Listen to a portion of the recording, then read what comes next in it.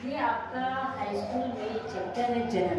उसमें हमें बताना है आप लोगों को सेक्सुअल रिप्रोडक्शन इन प्लांट, पादपों में लैंगिक जनन कैसे होता है। हम जानते हैं जनन दो प्रकार का होता है, एक लैंगिक अलैंगिक। लैंगिक में क्या होता है, जिस जनन के लिए दो जीवों की आवश्यकता हो या दो जनकों की आवश्यकता हो उसे बोलते हैं लैंगिक। तो ये हमारा प्लांट में क्या होता है, आपके फ्लावर बनते हैं।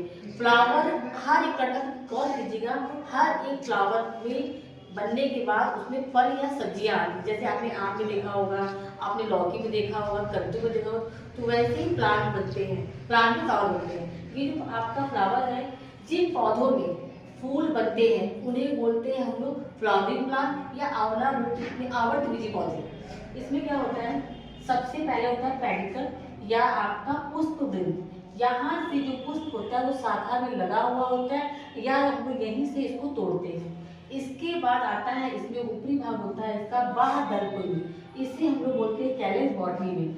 इसके ऊपर होता है आपका करोला यानी कि दलपुंज। जो करोला होता है वो कलरफुल होता है, पिंक, रेड, येलो, ये किसी भी इनका मेन फंक्शन होता है अपनी तरफ कीटों को अट्रैक्टिव करना।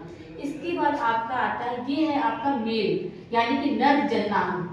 नर जननांग में आपका होता है फिलामेंट, तंतु, और आपका ऊपर भी होता है परागकोश यानी कि एंथर। इसमें परागकण पाए जाते हैं और इसे हम लोग बोलते हैं पूधानी या फिर आप इसे इंग्लिश बोलते हैं एंड्रोसियम।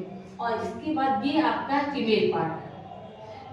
जो फीमेल पार्ट है सबसे ऊपर की ओर वर्तिका, फिर वर्तिका और नीचे की ओर अंडाशय पाया जाता है। इसमें ओव्यूल या बीजाणु होते हैं और ये ही सारी चीजें हमारे प्लांट में जनन के लिए आवश्यक होते हैं।